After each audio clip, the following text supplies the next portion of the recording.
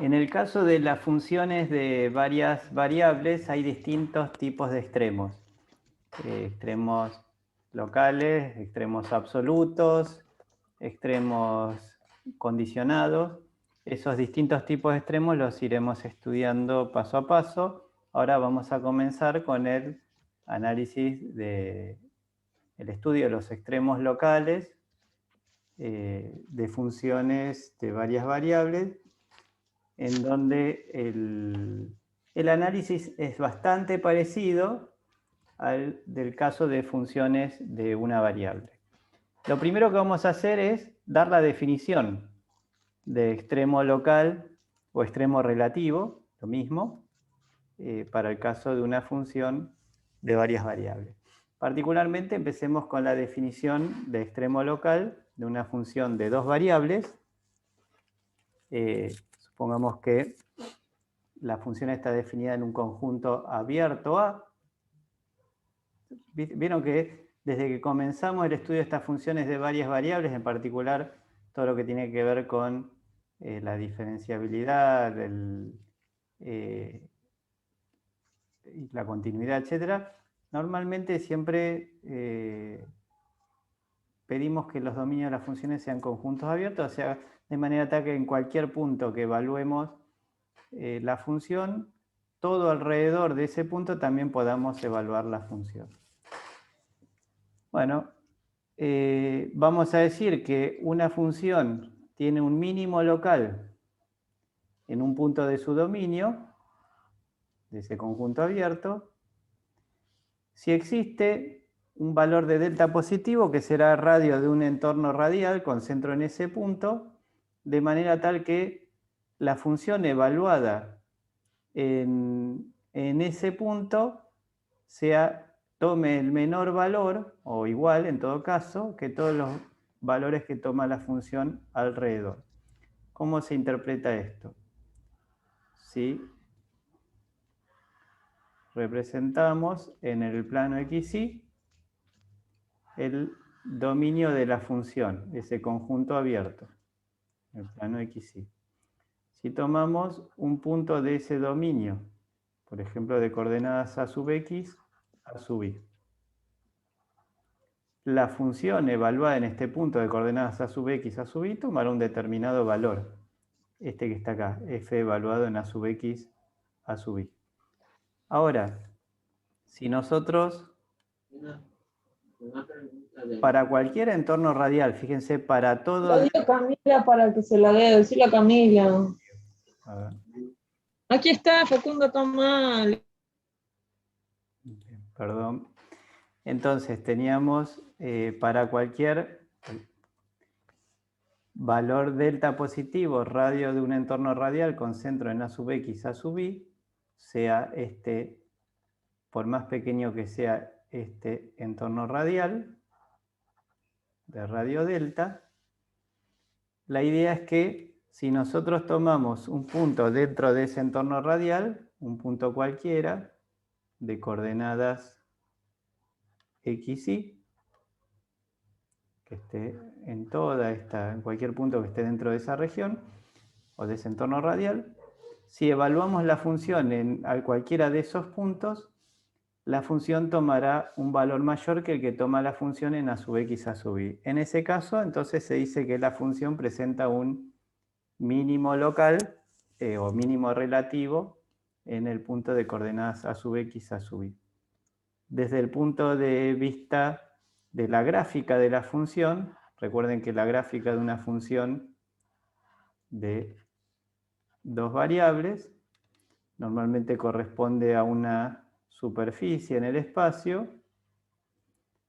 Entonces, cuando una función presenta un mínimo local en un punto de coordenadas a sub x, a sub y, significa que la función evaluada en ese punto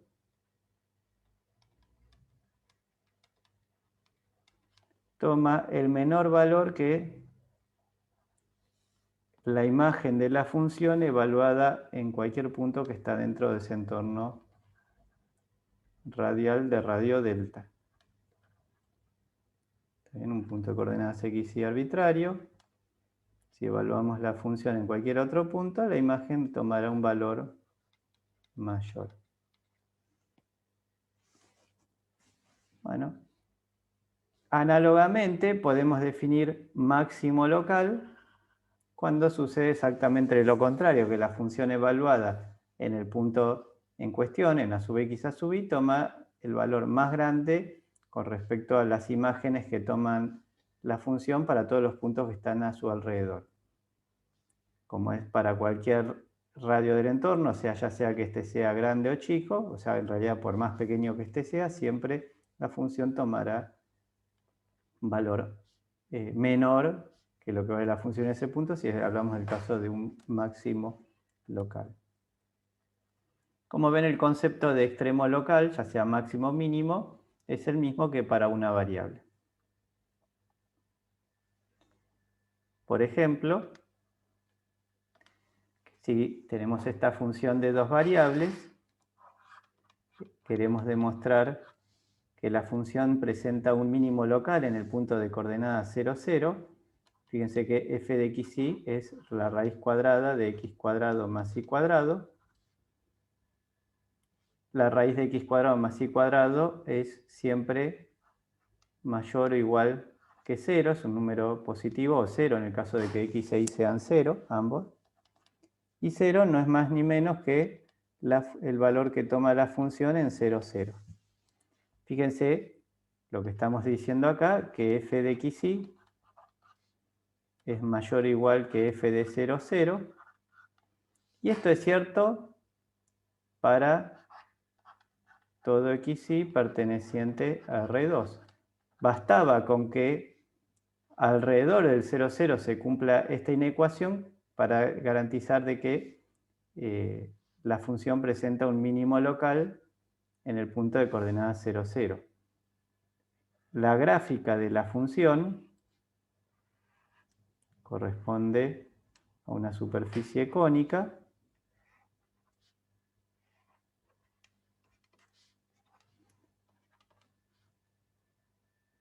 Esto es z igual raíz cuadrada de x cuadrado más y cuadrado.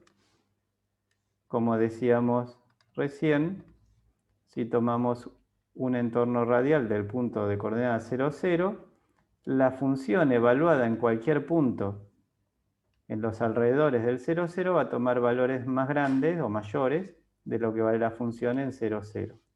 ¿Sí? F de 0, 0 es igual a 0. En cualquier otro punto alrededor de la función, f de xy es raíz cuadrada de x cuadrado más y cuadrado, que es un número siempre mayor o igual que 0. Por eso es que la función presenta un mínimo local en 0, 0. Y el valor de ese mínimo es 0, tal cual g de xy es igual a el coseno de la raíz cuadrada de x cuadrado más y al cuadrado.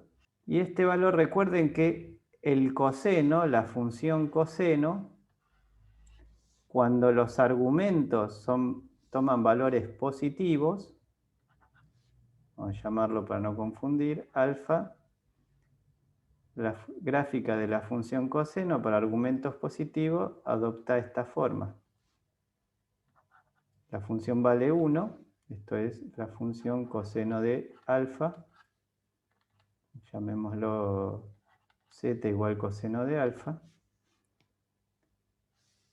Y como ven, esta función siempre toma valores menores o iguales que 1. En realidad, esto es cierto para todo argumento positivo. Entonces, y 1 no es más ni menos que lo que vale la función en el punto de coordenadas 0, 0. O sea, cuando x vale 0 y vale 0, la raíz cuadrada de x cuadrado más y cuadrado es 0. Coseno de 0 es 1. Como esta inecuación se cumple para todo, en particular para todo xy perteneciente a R2, basta que se cumpla en las inmediaciones del punto de coordenadas 0, 0, entonces es suficiente para garantizar que la función presenta un máximo local, pero como se cumple para todo R2, sigue siendo un máximo local. Entonces, esto garantiza que la función g tiene un máximo local o relativo en 0, 0 y vale lo que vale la función en 0, 0, o sea, 1. Para tener una idea de cómo es la gráfica de esta función g, imagínense esta curva, ¿sí? La gráfica de la función coseno, donde alfa es el argumento y ese argumento no es más ni menos que la distancia al origen de coordenadas. O sea que z, o sea g de xy, se puede representar como la gráfica de la superficie coseno de raíz cuadrada de x cuadrado más y cuadrado.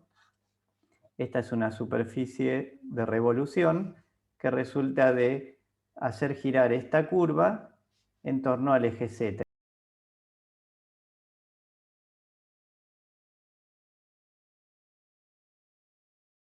Definimos lo que es un extremo local, máximo mínimo local, vimos un par de ejemplos. Ahora vamos a, fíjense que hasta ahora nadie habló de derivadas, diferencial, continuidad, absolutamente de nada de eso. Ahora sí lo que vamos a hacer es uso de algunos conceptos que hemos estado viendo hasta ahora para aplicar en el análisis de extremos locales de funciones de varias variables.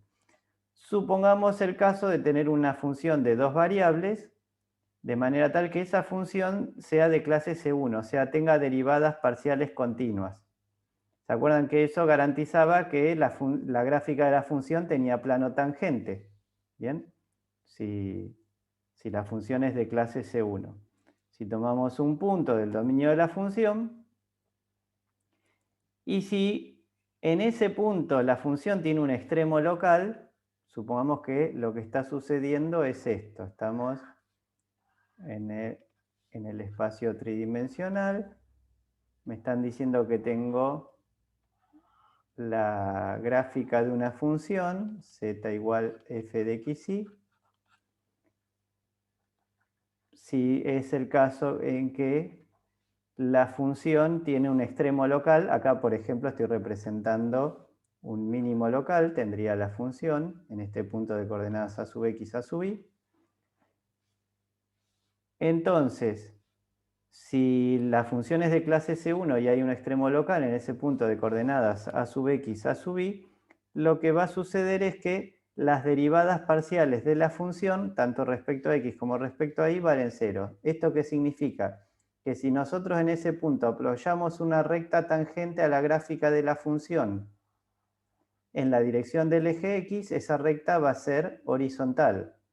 Si nosotros trazamos una recta tangente a la gráfica de la función en ese punto, en la dirección del eje y, también esa recta va a ser horizontal. Acá tenemos las dos rectas, la que tiene la dirección del eje x y la que tiene la dirección del eje y.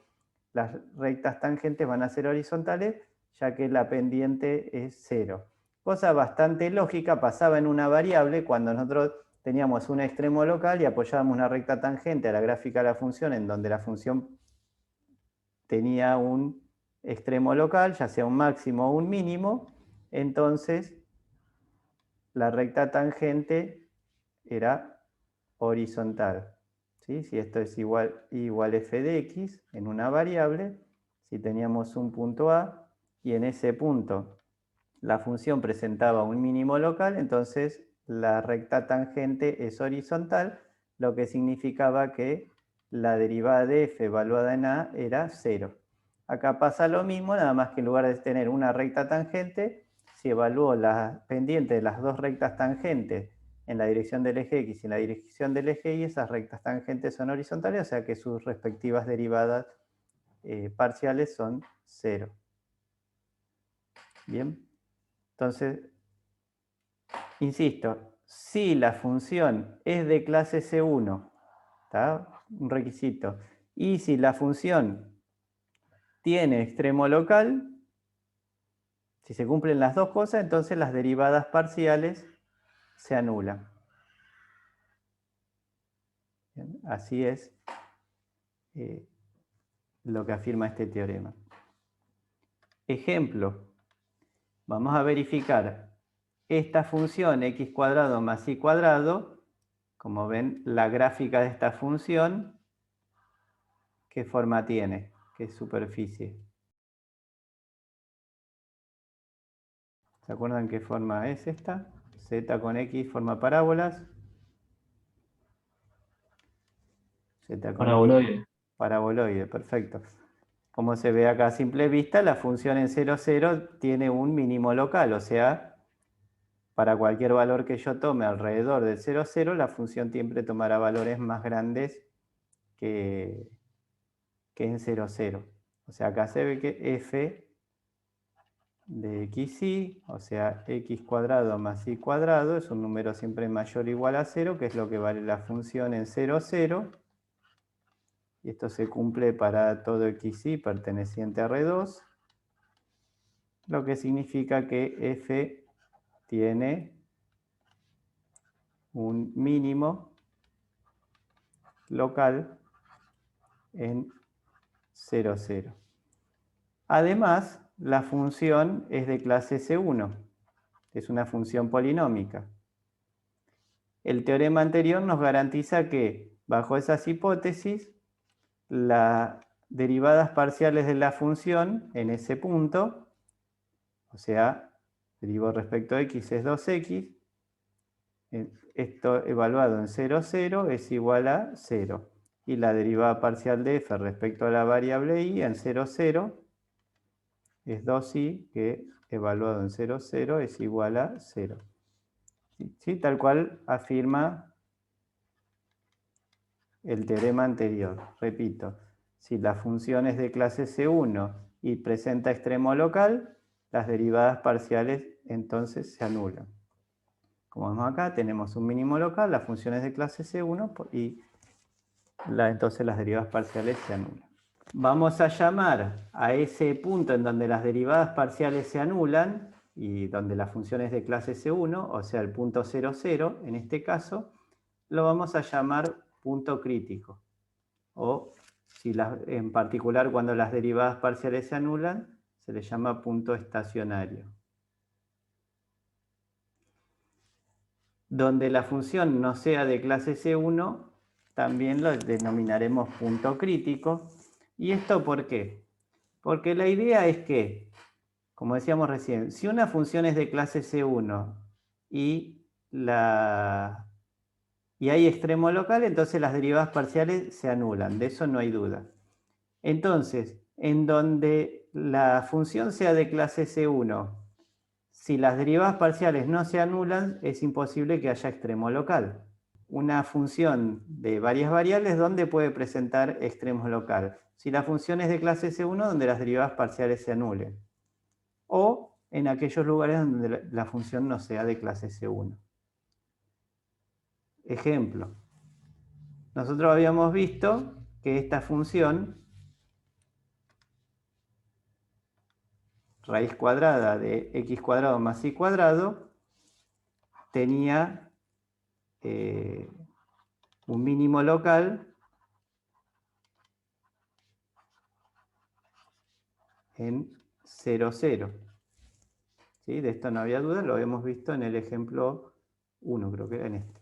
¿Sí? La función raíz cuadrada de x cuadrado más y cuadrado tiene un mínimo local en 0, 0 y lo habíamos demostrado. Sin embargo, la pregunta es, ¿f es de clase C1 en 0, 0? No, O sea, ¿por qué no? no presenta un punto anguloso. Y a simple vista pareciera, ¿no? O sea, justo en ese lugar, en el 0, 0, pareciera que la función presenta lo que se le dice una singularidad, o sea, sí, lo que sería un punto anguloso. O sea, ahí no hay plano tangente. ¿Cómo podríamos demostrarlo esto? De que la función no es de clase C1.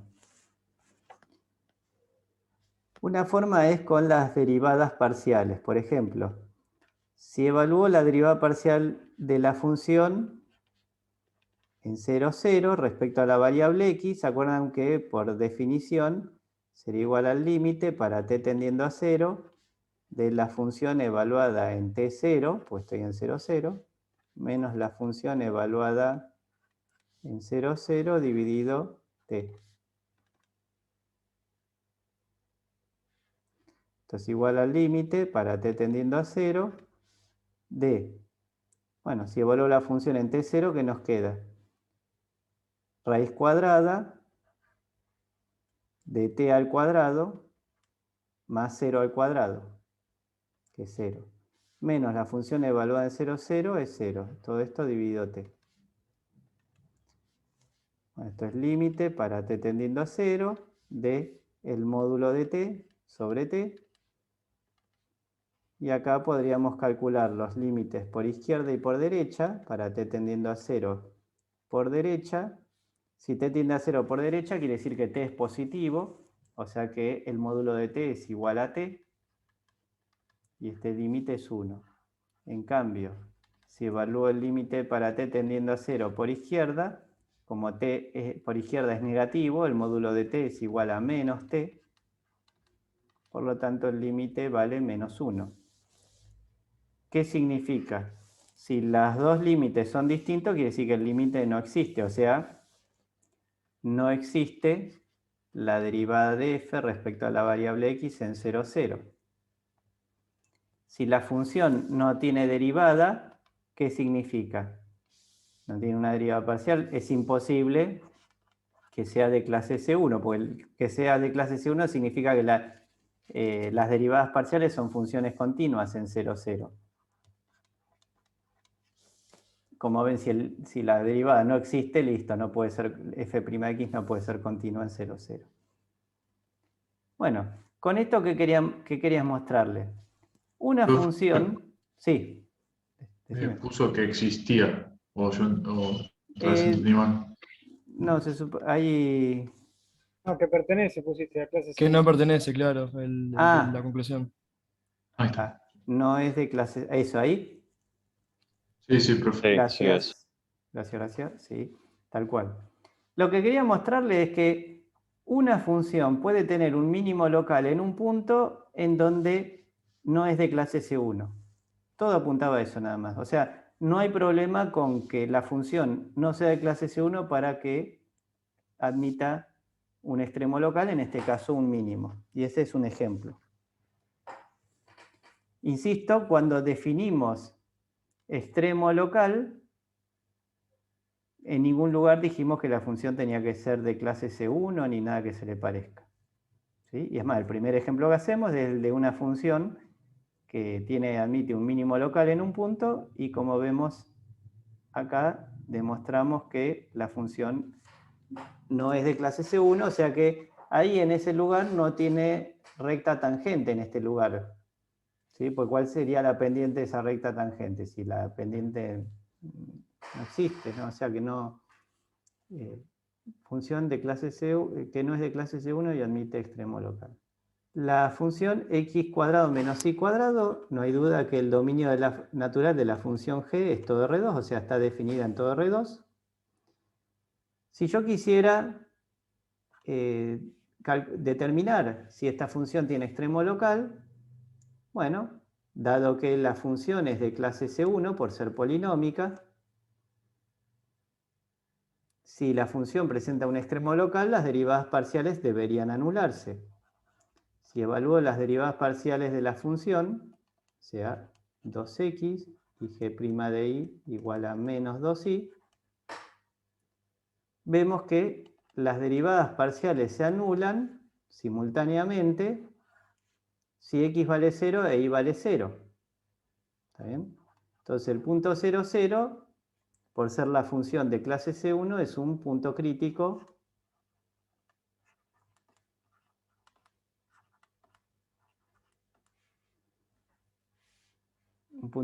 del dominio de la función.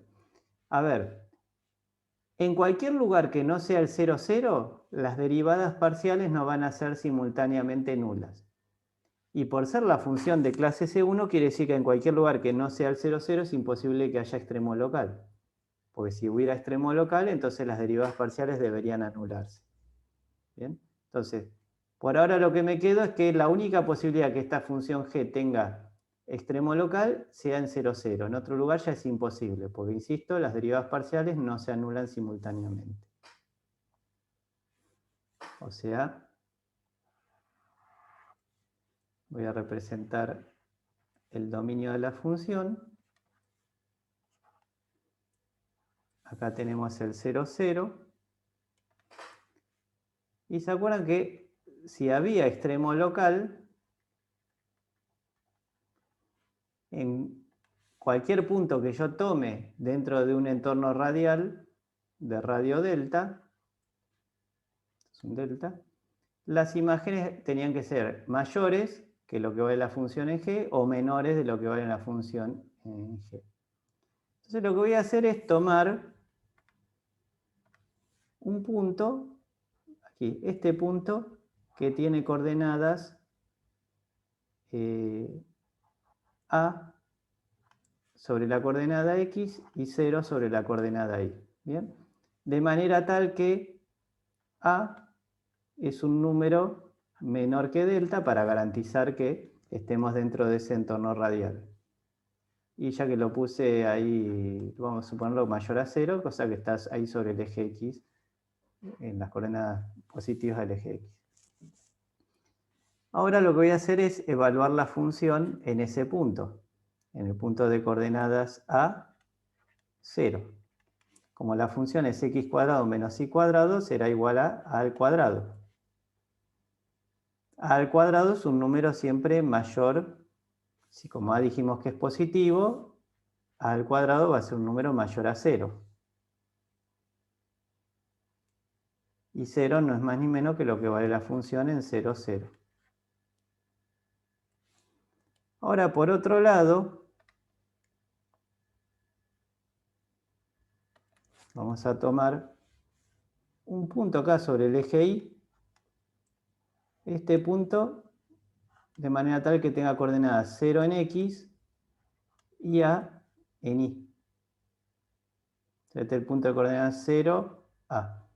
O sea, está dentro de este entorno radial. Fíjense que delta, sea cual sea el valor de delta, por más pequeño que sea, siempre voy a poder tomar dos puntos sobre, uno sobre el eje X y otro sobre el eje Y, de manera tal que queden dentro de ese entorno radial de radio delta. Si evaluamos G en el punto de coordenadas 0A, como la función es x cuadrado menos y cuadrado, esto va a ser igual a menos A al cuadrado. A cuadrado es un número positivo, menos A cuadrado será menor a 0, que es lo que vale la función en 0, 0. Conclusión.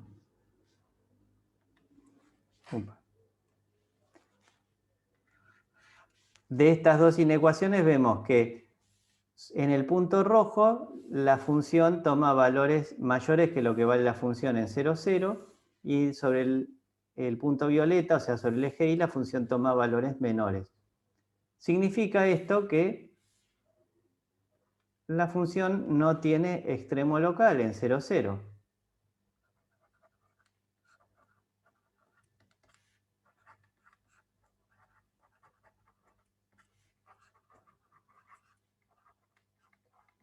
Insisto, ¿por qué? Porque inmediatamente al lado la función toma valores mayores e inmediatamente al lado también toma valores menores, por más pequeño que sea el valor de delta. Si analizamos la gráfica de la función, ¿se acuerdan qué forma tiene la gráfica de esta función?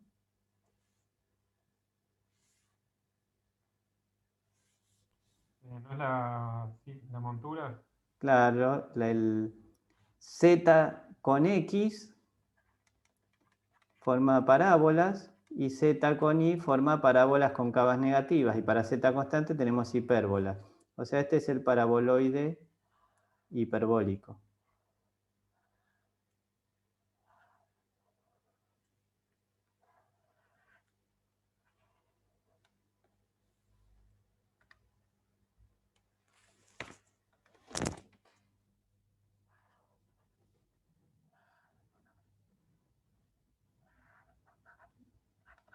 X y Z. Como les decía recién, Z con X forma parábolas cóncavas positivas, como se marca acá. Z con Y parábolas cóncava negativa, hacia abajo. Bueno, como se ve acá, si nosotros tomáramos la pendiente de la recta tangente a esta superficie en la dirección del eje X y en la dirección del eje Y, esas rectas tangentes serían horizontales. O sea, si apoyáramos un plano tangente a la gráfica de esta función, sería un plano horizontal. Ahora, eso no significa que haya un extremo local. Como se ve acá, la función no presenta extremo local en ese punto, por más que las derivadas parciales se anulen.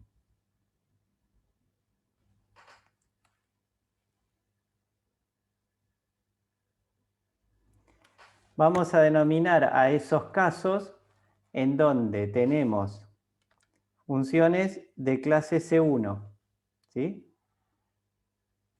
En donde además las derivadas parciales se anulan.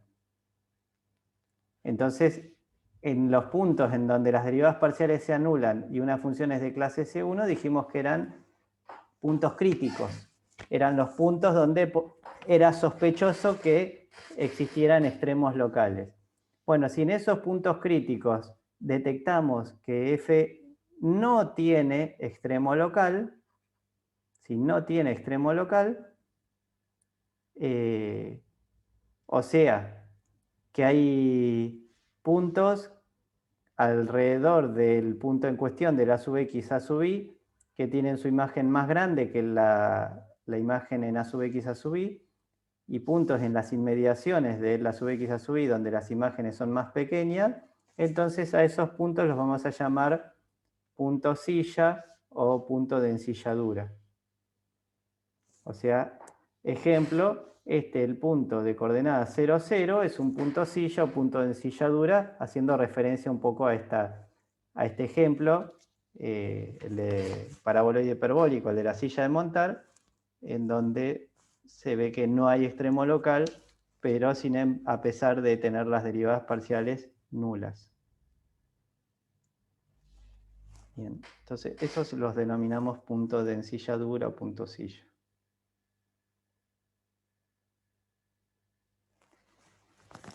Bueno, este teorema nos va a permitir determinar cuándo una función tiene extremo local o no, o cuando, en muchas ocasiones, cuando descartar la presencia de ese extremo local. Ahora, supongamos que tenemos una función de dos variables, de clase C2, o sea, derivadas parciales de segundo orden continuas, definidas en un conjunto abierto, que es donde definimos los extremos locales. Los extremos locales los definimos en conjuntos abiertos. Entonces, supongamos que este a sub x a sub y es un punto crítico de f. Recuerden, significa que f' de x en a sub x a sub y es igual a 0 y f'y evaluada en a sub x a sub y también vale 0. Eso significa que la función tiene un punto crítico. Si denominamos delta 1 a la derivada segunda de f respecto de x dos veces en el punto y delta 2 al determinante de esta matriz formada por las derivadas parciales, o sea, esta matriz la denominamos hesiano de f, ¿se acuerdan? Este es la matriz hesiana de f en a sub x a sub y, a la matriz formada por las derivadas parciales, perdón, a esa matriz y le calculamos el determinante de esa matriz, que es el hessiano.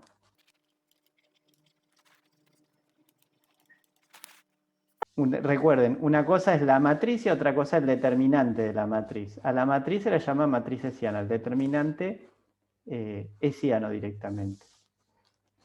Entonces, si el hessiano de la función es positivo, mayor a 0, y la derivada segunda de f respecto de x dos veces en el punto es mayor a 0, o sea, tengo estos dos valores positivos, se puede garantizar que f tiene un mínimo local en el punto. Si el hessiano es positivo y la derivada segunda de f respecto de x es negativa, entonces se puede garantizar que la función tiene un máximo local.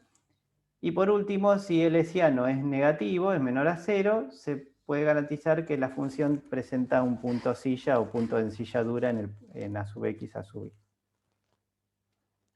¿Sí? Así de sencillo es el teorema. Analicemos este caso.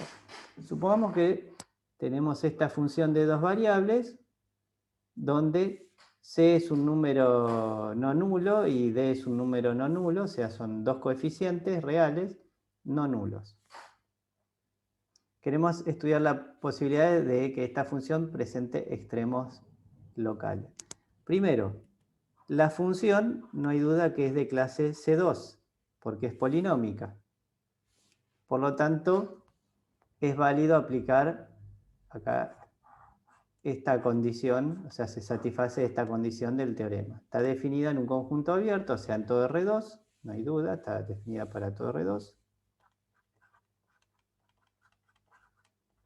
Que es un conjunto abierto. Y además, las derivadas parciales de f, las derivadas parciales de f' de x va a ser igual a 2x, y f'y es 2di.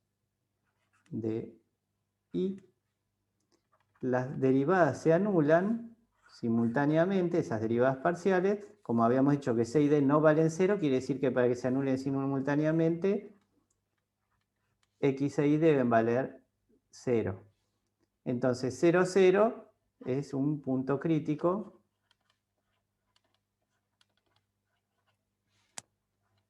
de la función.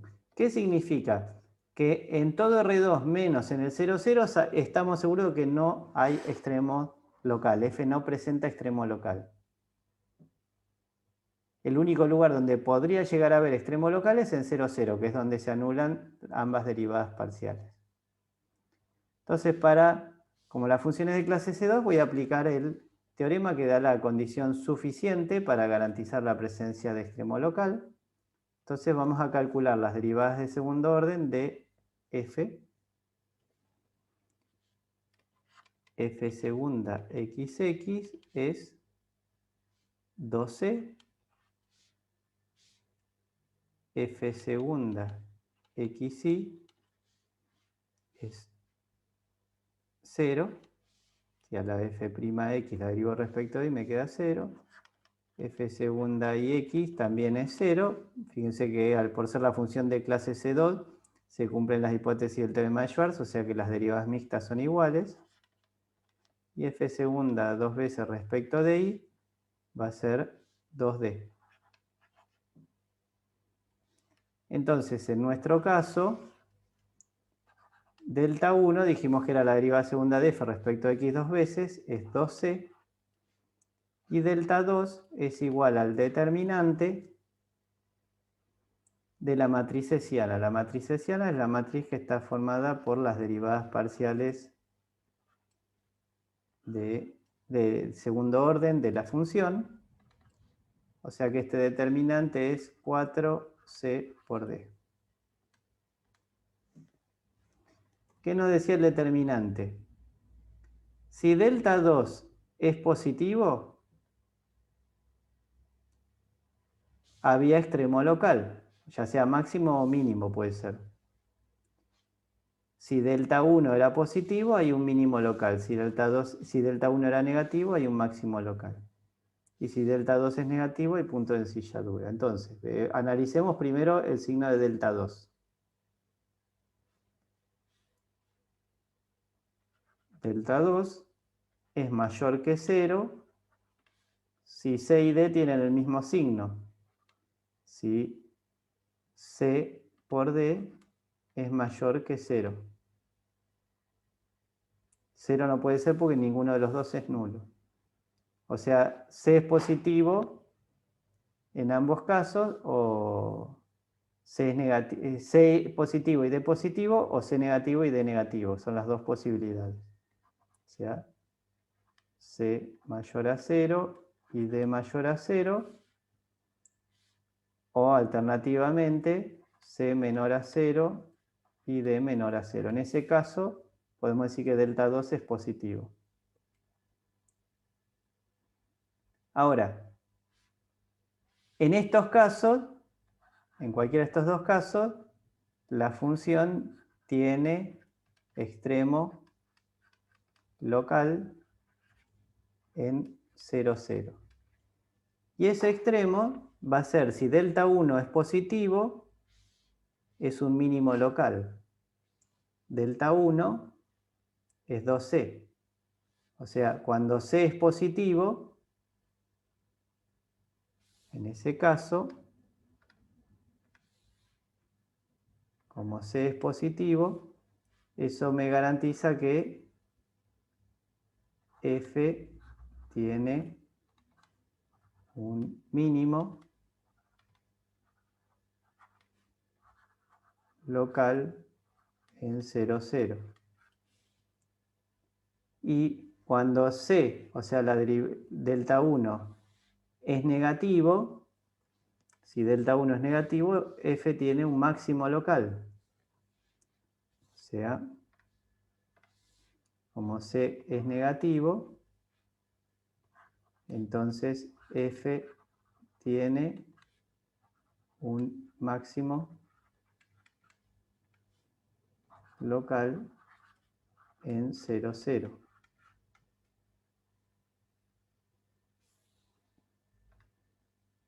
Y el otro caso, si delta 2 es negativo, habíamos dicho, si delta 2 es negativo, f tiene un punto de ensilladura. En este caso en 0, 0. Entonces, f tiene un punto silla en 0, 0. Ahora, es bastante razonable. Piensen en esta función. Si C y D son los dos positivos que estábamos en el primer caso, si C y D son positivos, entonces fíjense que como x cuadrado y cuadrado toma valores positivos, multiplicados ambos por coeficientes positivos, esto dará siempre el resultado positivo. O 0 en el caso en que estemos en el 0, 0, en x igual a 0 igual a 0, que sería el mínimo local, como afirma acá el primer caso en rojo. Alternativamente, si C y D son negativos, quiere decir que x cuadrado es positivo y cuadrado es positivo, ambos multiplicados por coeficiente negativo hará que cada uno de estos dos términos sea negativo, o sea que la sumatoria será un valor negativo, siempre menor o igual que 0, que es lo que va a valer la función en 0, 0. O sea, cuando C y D son negativos, voy a tener un máximo local en 0, 0. Y ese máximo va a ser 0. Ahora, cuando C y D, en vez de tener los dos del mismo signo, tengan distintos signos, sea uno positivo y otro negativo, y depende, a veces la función tomará valores mayores que 0, que es lo que vale la función en 0, 0, y a veces menores, según sea el C positivo o negativo y en qué punto lo analice. Alrededor de 0, 0. ¿Me siguen? Es bastante razonable esta conclusión.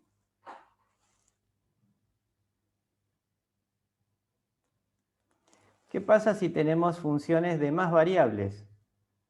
Por ejemplo, una función de 3 variables, también de clase C2. ¿Sí? este teorema que da condiciones suficientes para la existencia de extremos locales. Siempre necesita que la función sea de clase C2, ya que como aparecen todas las derivadas de segundo orden de f, todas esas deben ser funciones continuas. Supongamos que el punto que estamos analizando es un punto estacionario, o sea que las derivadas parciales de f en ese punto valen 0, ya sea f'x, f'y y f'z, pues en este caso tenemos tres variables. Supongamos que las derivadas parciales se anulan. Bueno, si denominamos delta 1, delta 2, delta 3 a todas estas expresiones que dependen de derivadas de segundo orden de la función f, siempre evaluadas en el punto estacionario, en el punto de cuestión, en el delta 3 no es más ni menos que el hessiano de la función f, o sea, la matriz formada, el determinante de la matriz formada por todas las derivadas parciales de segundo orden de la función. Delta 1 es f segunda xx y delta 2 es el mismo que habíamos visto en el teorema anterior. Delta 2 es este que está acá, este determinante. Bien, entonces dados delta 1, delta 2, delta 3, evaluados en el punto crítico. Entonces, si delta 1, delta 2 y delta 3 son los tres positivos, se puede garantizar que la función presenta un mínimo local en el punto. Si los tres tienen distintos signos, arrancando por delta 1 negativo, delta 2 positivo y delta 3 negativo, se puede afirmar que la función tiene un máximo local. Y si no son A y B, los dos primeros puntos no se cumplen, pero son todos los delta 1, 2 y 3 distintos de 0, se puede garantizar que hay un punto silla o punto de ensilladura en el punto en cuestión. O sea, es un poquito más engorroso. Todo este teorema se basa en analizar el diferencial de segundo orden de una función que se lo asocia con una forma cuadrática. Sí, bueno, cuando esa forma cuadrática toma valores siempre positivos o siempre negativos, se dice que la forma es definida positiva, definida negativa, y bueno, está asociado con este criterio. Veamos cómo hacer uso de ese teorema. Me piden clasificar al punto de coordenadas 0, 0, 0, ya me adelanta que es un punto estacionario de f, y de indicar si en ese punto la función presenta un máximo, un mínimo local o punto de ensilladura, o qué. Fíjense que f en este caso es de clase C2, o sea que es válido aplicar el teorema anterior. Vamos a calcular las derivadas parciales de f. Si evaluamos la derivada de f respecto de x, la derivada del coseno de x es menos seno de x, más la derivada del coseno de x y z, que es menos, vamos a ver así, menos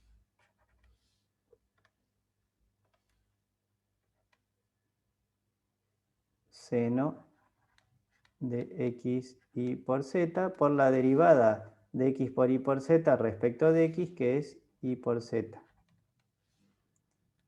La derivada de f respecto a la variable y es menos seno de y menos la derivada del coseno, que también es seno de x y z, por la derivada de x y z respecto de y, que es xz. Por último, f'z es menos seno de z menos xy por el seno de x y z. Si evaluamos estas derivadas en el punto en cuestión, en el 0, 0, 0,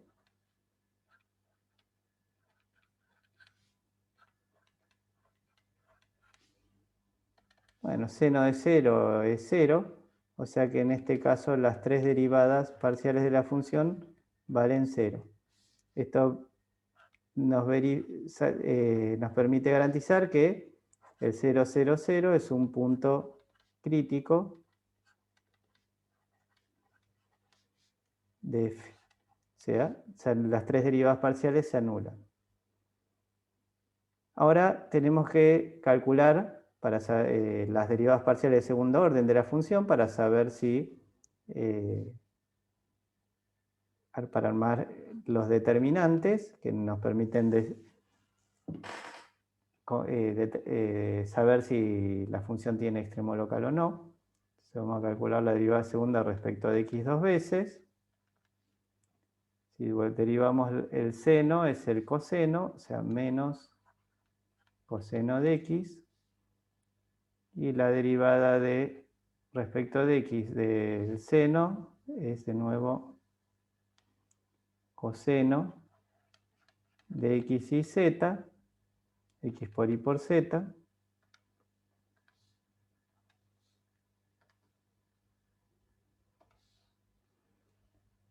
Si derivo de nuevo respecto de x nos queda por y z, o sea que nos queda y cuadrado z cuadrado. De la misma manera, si derivamos respecto de y dos veces, será menos coseno de y, es todo parecido, x cuadrado z cuadrado, coseno de x y z. Y por último, la derivada segunda de f. Bueno, y respecto de z dos veces, es menos coseno de z menos x cuadrado y cuadrado, coseno de x y z. Me faltan las derivadas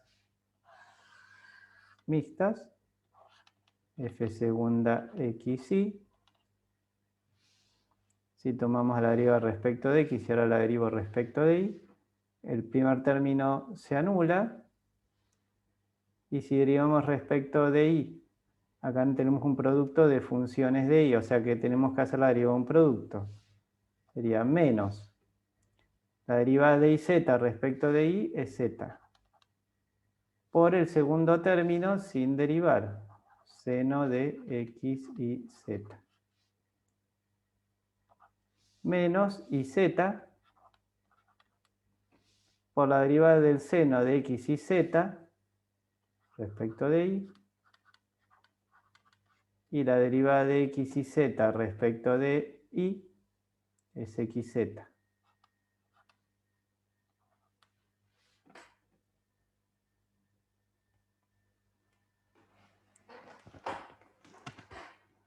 Bueno, nos queda derivada segunda respecto de xz. Va a ser menos y seno de x y z menos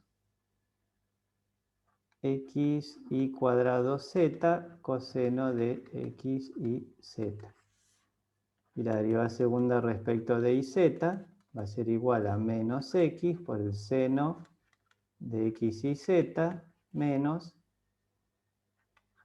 x cuadrado y z coseno de x y z. Todas estas derivadas las tenemos que evaluar en 0, 0, 0. Coseno de 0 es 1, o sea que nos queda menos 1. Todo esto se anula. Bueno, los segundos términos se anulan, o sea que y en todos los primeros queda, estos tres queda menos 1.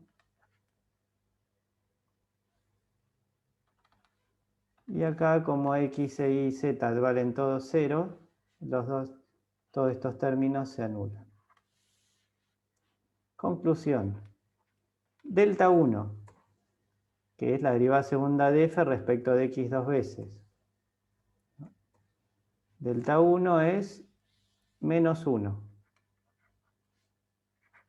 Delta 2, que es este determinante formado por las derivadas de segundo orden respecto de x y de y. Ese es el determinante de menos 1, 0, 0, menos 1. O sea, menos 1 por menos 1, 1. menos 0.